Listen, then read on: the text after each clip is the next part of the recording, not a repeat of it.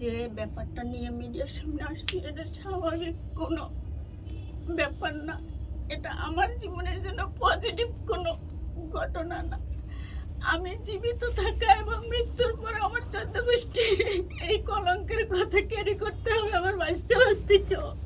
আমি চাই না যে মিডিয়ার সামনে আসি এইভাবে নেগেটিভভাবে লাইফে উপস্থাপন করি।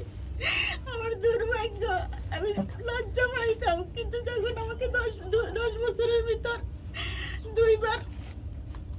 দুইটা মিথ্যা মামলা দিয়ে 2 বার জেল খাটানোর পরেও 10 বছর পরে সে আমাকে মেরে ফেলার হুমকি দেয়, তখন আমি চিন্তা করলাম মাইলস্টোনে মানুষের দুর্ঘটনায় পরনে কাপড় ছিল না, তারপরও বাঁচার জন্য দৌড়াইছে।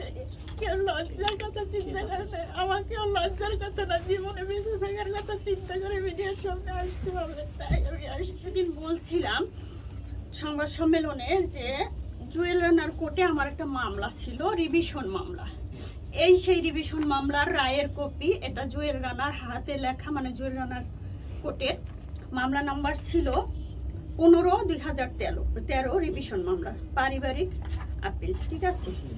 এটা জুয়েল রানার সিগনেচার, এই যে দেখা যাচ্ছে কিনা জানি না, এটা জুয়েল রানার সিগনেচারে এই রায়ের কপিটা। এই মামলাটার পারপাসই পরিচয়, বাট কেউ যদি এটাকে ধারণা করে যে আমি মনে হয় এই মামলায় কোনো তদবির করার জন্য জুয়েল রানার সাথে যোগাযোগ করছি, না, সেটা কেউ ধারণা করলে ভুল হবে। কারণ আমার এই মামলার রিভিশনে আসার কারণ ছিল যে অপর্যাপ্ত কোর্ট ফি, 4 বছর মামলা চালানোর পরে অপর্যাপ্ত কোর্ট ফির অজুহাত তুলছিল আমার হাজবেন্ডের পক্ষ।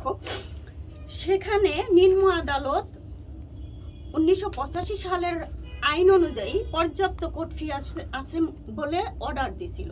সেই অর্ডারের এগেনস্টে তারা রিভিশন আসছিল আপিল কোর্টে যে কোর্ট ফি পর্যাপ্ত নাই 1857 সালের আইন অনুযায়ী। 1985 সালের আইন অনুযায়ী পর্যাপ্ত কোর্ট ফি আছে, কিন্তু তারা আসছে 1857 সালের আইন অনুযায়ী পর্যাপ্ত নাই বলে। কিন্তু আপডেট আইনে যেটা আছে সেটাই আদালতে গ্রান্টেড। এজন্য জুয়েল রানার কোর্টে আমার মামলা, মানে আমার আসামির রিভিশন ডিসমিস হয়ে যায়।